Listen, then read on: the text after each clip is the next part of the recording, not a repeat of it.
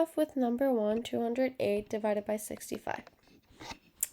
So we don't know what 65, how many times 65 goes into 208, but we can always find out.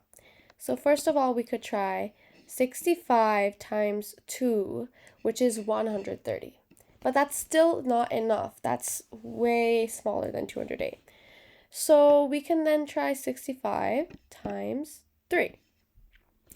If we try 65 times 3, we find out that it's 195.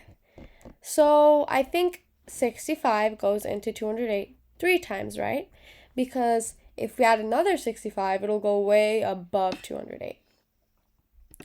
So it goes into it 3 times. So we can subtract that real quick. So we know that once we subtract that, it's just 13, right? But we want to have just the quotient. We don't want to have a remainder or anything like that. So we can add a decimal point right there. That little decimal point, which we can bold in. And we can then add a 0 here so that we don't have any remainders. So now that we have that, we added a 0 here, so that's 130. So we already know 65 goes into 130 2 times, right? So we can do 65 times 2, which is 130, which leaves us with 0. So now we no longer have anything left, so this is our quotient, which is indeed a decimal. So that means the answer to 208 divided by 65 would be 3.2. Let's look at number 7. So let's see, what is number 7? So number 7 is 600 divided by 36. So for that, we have 600 divided by 36. So we don't know how many times 36 goes into 60. So let's try that ourselves. So 36 times 2, let's try that, which is 12. We add the 1 here. That's 72. So that's going over 60. So that means it would have to go into 61. So we subtract it by 36. This is 4. This is 2. We can bring down the 0. So 36 times, we don't know how much.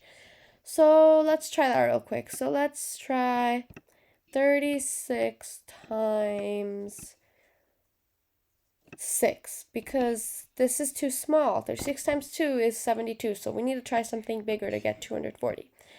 So this is 6, this is 3, 18 plus 3, 216. But we know that we can't do 36 times 7 because that will take us way higher than 240. So 36 goes into 240 6 times. So this would be 4 and 3. Now we don't want any remainders like the last problem, so we're going to add a decimal point here, and we're going to add this is 2. We're going to add another 0 here. So then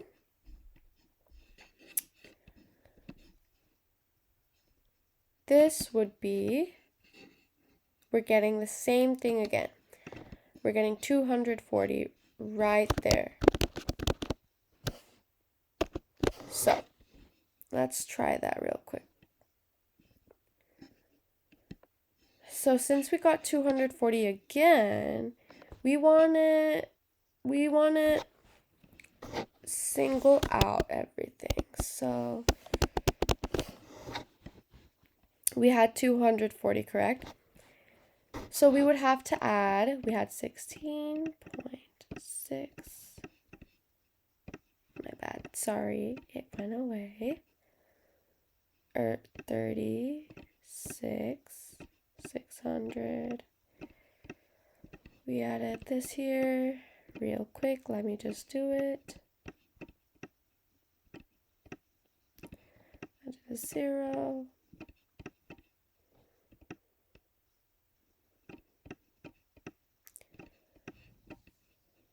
This was a 4. This was a 2.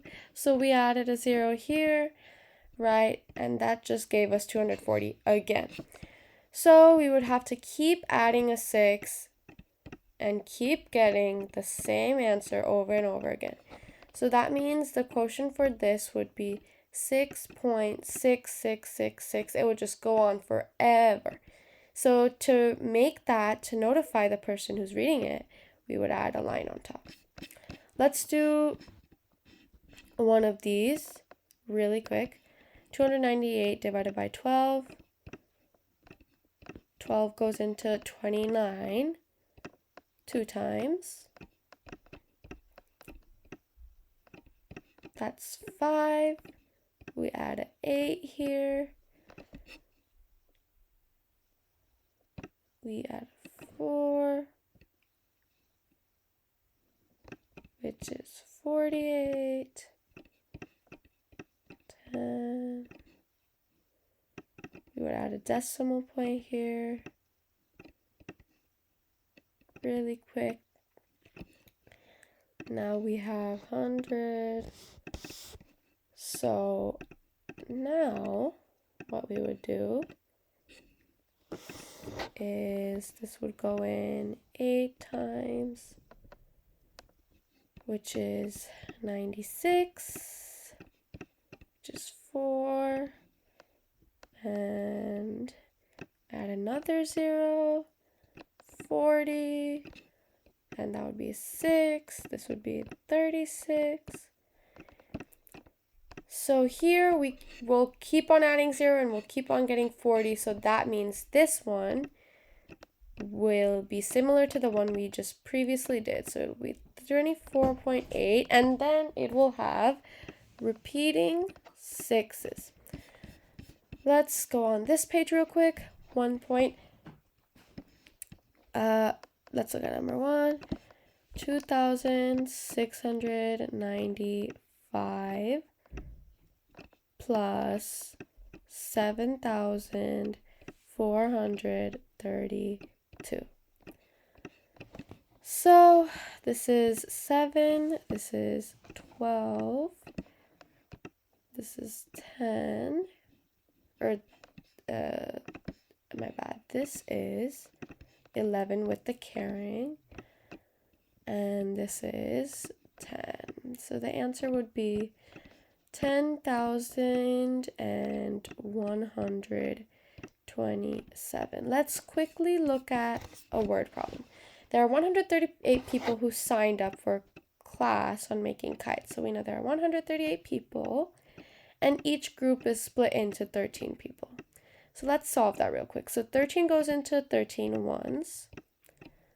So this would be 0. But we still have the 8, so we have to bring that down.